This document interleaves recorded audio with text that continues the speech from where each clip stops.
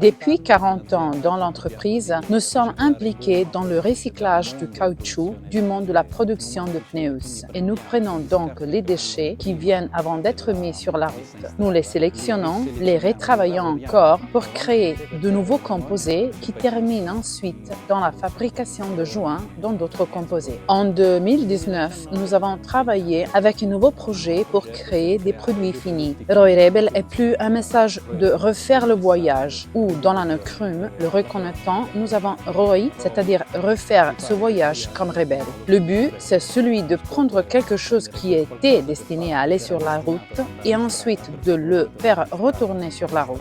Donc, de la route à la route. Camion de résidus de production que nous sélectionnons nous parvient chaque jour. Par la suite, le caoutchouc est malaxé, mélangé, puis homogénéisé pour éliminer toutes les impuretés, calandré pour lui donner une épaisseur de 1 à 4 mm et de la sorte notre feuille brute.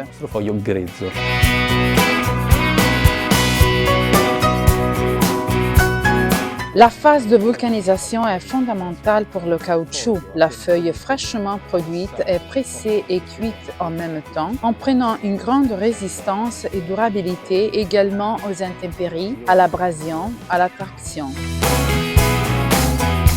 Nous passons ensuite à la phase de lasering pour mieux mettre en valeur les pièces qui nous sont les plus distinctives et qui sont les plus importantes. Elles sont ensuite cousues et rentrent chez nous. Le parcours est très court. La chaîne d'approvisionnement aussi. Nous tenons beaucoup à nous tourner à la fois vers les artisans locaux et à n'utiliser que tout ce qui vient du territoire italien.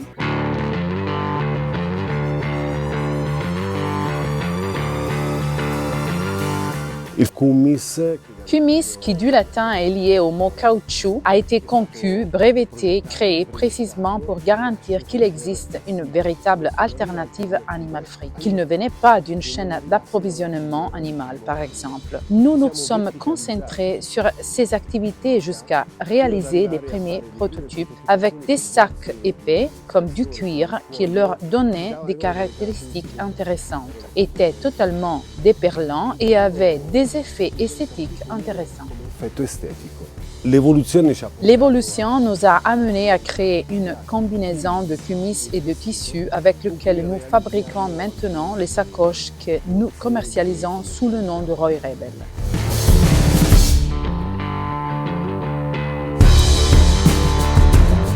Précisément à l'occasion du Nice 975, nous avons présenté la dernière née, la Horse Air, qui dispose d'un système d'ouverture très particulier, les aimants Feedlock, qui permet d'ouvrir les sacoches très facilement, même avec des gants. Une sacoche souple qui permet de résister même à des vitesses élevées en termes d'aérodynamisme. Donc, en tant que flux d'air, il a la capacité de se fermer. Plus la vitesse augmente et plus se ferme.